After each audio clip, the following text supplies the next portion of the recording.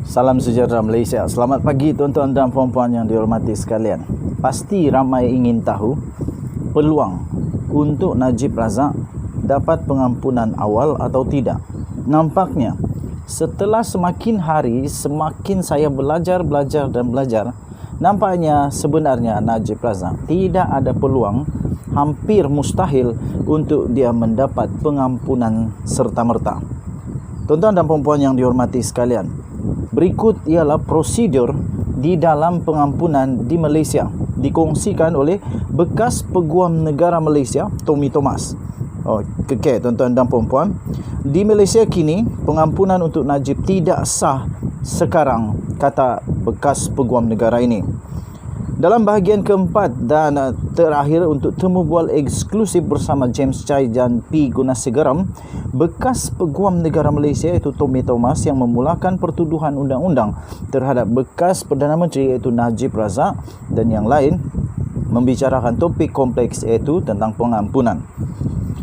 Malaysia kini bertanya kepada bekas Peguam Negara ini, katanya, kita beralih kepada isu pengampunan secara sah.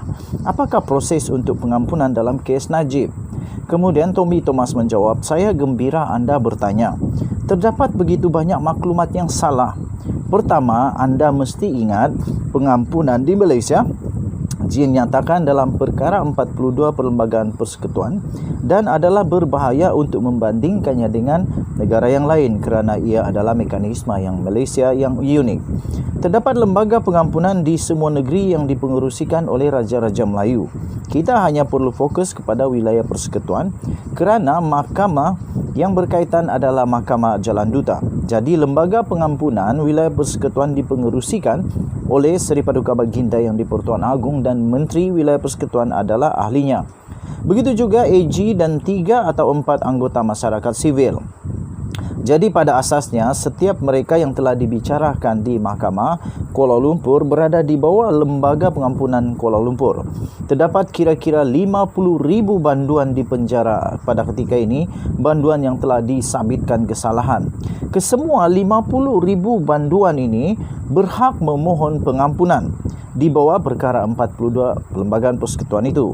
Terdapat masalah yang praktikal, iaitu kerana jika 50,000 memohon serentak, lembaga pengampunan akan runtuh. Mereka tidak dapat menampung sebegitu banyak. Jadi terdapat proses yang dibina dan diikuti selama beberapa dekad sejak merdeka.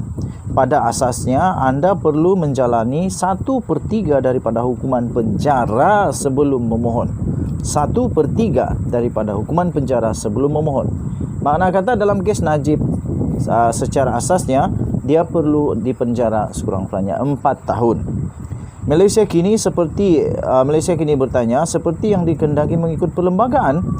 Kemudian bekas Peguam Negara ini menjawab, saya fikir ia lebih kepada konvensyen. Jika tidak, akan terdapat terlalu banyak permohonan. Ia hanya praktikal. Setiap banduan hendaklah dilayan sama rata. Lembaga pengampunan wilayah persekutuan bermesyuarat 3 atau 4 kali setahun secara tradisinya. Setiap kali mereka bermesyuarat, mereka mempertimbangkan kira-kira 10 permohonan. Jadi katakan pada setiap tahun mereka mempunyai 50 permohonan oleh 50 banduan. Jadi masalah pertama ialah bagaimana anda menjadi salah seorang daripada 50 itu. Anda tidak boleh melompat giliran. Anda ada masa menunggu. Jika Najib perlu menunggu giliran, jika tidak, jadi Najib perlu menunggu giliran. Jika tidak, anda tidak adil kepada banduan yang lain yang telah menunggu selama bertahun-tahun sebelum mengemukakan permohonan mereka. Mari kita pertimbangkan seterusnya apa yang berlaku apabila lembaga pengampunan bermesyuarat.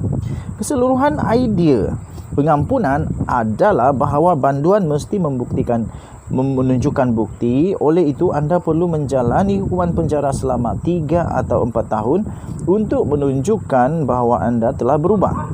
Anda perlu membuka lembaran baru dan tidak akan terlibat dengan jenayah lagi. Bagaimana anda membuktikannya? Semua banduan pasti akan mengatakan bahawa mereka telah berubah.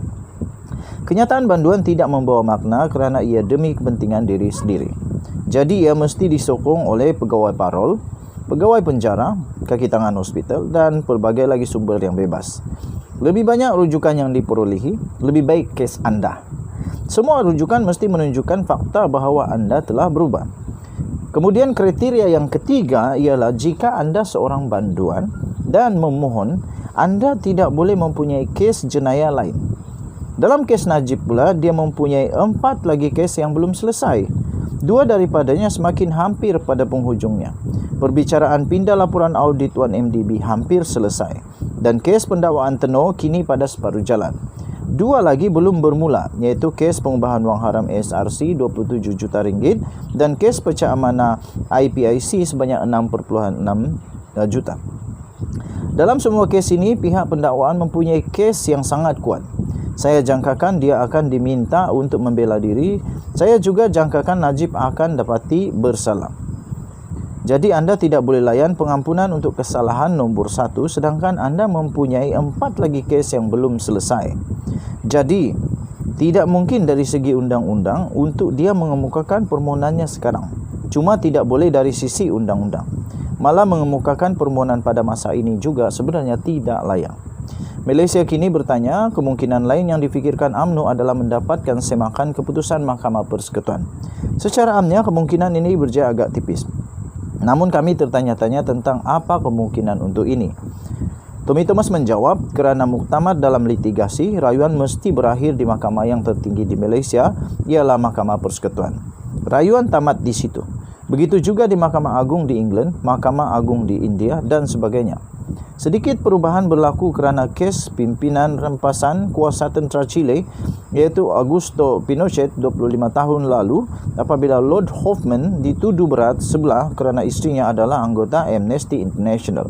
Jadi apa yang dikenali sebagai pengecualian Pinochet membenarkan mahkamah terakhir menyemak rayuan keputusan mahkamah itu sendiri, begitulah ia bermula. Dan kebanyakan mahkamah tertinggi mengikut Pinochet. Tetapi mereka mengekalkan ruang semakan yang sangat sempit. Ia mestilah atas alasan yang benar-benar luar biasa. Malaysia menerima pengecualian Pinochet kira-kira 15 tahun yang lalu. Jadi ramai peguam yang memohon. Dan saya rasa jika terdapat 100 permohonan semakan di Malaysia dalam tempoh 15 tahun di bawah peraturan 137, saya akan katakan 99% daripada kes telah ditolak. Jadi ia benar-benar salah satu hak kertas lazimnya ditolak oleh mahkamah. Saya sedang memikirkan tentang kebimbangan bahawa hakim kadangkala takut untuk membuat keputusan terhadap ahli politik berprofil tinggi kerana mereka takut apa yang berlaku ke atas bekas Ketua Hakim Negara Saleh Abbas kena terhadap diri sendiri. Apabila sesuatu seperti sabitan SRC berlaku, pada pendapat anda sejauh manakah ini akan menggalakkan hakim-hakim lain untuk melakukan perkara yang sama? Saya rasa ada kesan psikologi. Orang lupa elemen manusia di mahkamah di seluruh dunia. Jadi kesan psikologi, keputusan Mahkamah Persekutuan adalah sangat besar dan ia meningkatkan keyakinan terhadap keadilan. Dan cara tenang dan teratur Ketua Hakim Negara menangani apa yang saya panggil permohonan bodoh dan remeh Najib itu adalah kelas pertama.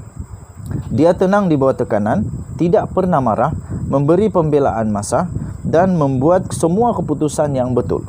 Keputusan 5 hakim adalah keputusan kolektif. Ketua Hakim adalah jurucakap. Jadi Mahkamah Persekutuan bertindak dengan cemerlang. Dan ia sepatutnya bertindak sebagai rangsangan psikologi yang hebat kepada semua hakim yang lain. Kerana ini adalah 5 hakim kanan kami. Jadi jika anda seorang magistrate atau hakim mahkamah tinggi, anda akan mendapat inspirasi dan berkata, oh, Ketua Badan Kehakiman dan 4 anggota kanan melakukan demikian. Saya juga boleh melakukannya. Ia hebat dan memberi inspirasi. Nampaknya Najib menjejaskan peluangnya sendiri untuk pengampunan pada masa hadapan dengan kelakuannya. Halangan terbesarnya ialah dia mempunyai 4 kes jenayah yang belum terselesai. Okey. Demikian tuan-tuan dan puan-puan, panjang lagi sebenarnya, amat panjang. Okey, tapi saya habiskanlah, biarlah panjang kali ini tapi saya akan habiskan.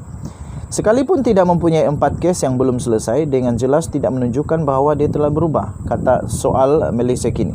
Tepat sekali, anda lihat mereka akan meminta dokumen dan bukti untuk menunjukkan bahawa dia telah berubah. Dia belum pun berada di penjara selama seminggu. Pembaruan adalah selepas anda menjalani hukuman penjara. Kerana jika anda telah disabitkan dengan kesalahan merogol atau menculik atau membunuh, anda telah disabitkan ataupun untuk kesalahan kecil seperti mencuri roti dari pasar dan anda mendapat 2 tahun, anda juga boleh memohon pengampunan. Dalam setiap kes, anda mesti menunjukkan perubahan dan penyesalan. Banduan sering menunjukkan bahawa mereka melakukan kerja tambahan seperti membantu di dapur penjara, melakukan kebajikan, bekerja di kebun, membantu rakan-rakan banduan lain. Mereka berusaha untuk berubah dan ini diakui orang lain. Secara takrifan, ini bermakna tempoh masa yang substansial dalam penjara. Kemudian soalan yang paling penting adalah, Malaysia kini bertanya, bolehkah Seri Paduka meneruskan pengampunannya tanpa lembaga pengampunan? Tidak. Jawapannya adalah tidak. Baginda duduk di dalam lembaga pengampunan. Seri Paduka selalu mempengerusikannya. Prosedur tersebut dinyatakan secara terperinci dalam Perkara 42. Malaysia kini bertanya lagi, saya tidak dapat mengelak daripada merasakan hujah pembelaan sepanjang 3 peringkat mahkamah tidak begitu kukuh. Bagaimana anda mempertikaikan kes itu jika anda adalah peguam bela dalam perbicaraan SRC? Kata Tommy Thomas, saya akan menasihati Najib untuk mengaku bersalah sahaja. Saya telah mengendalikan beberapa kes sivil dengan hujah yang lemah.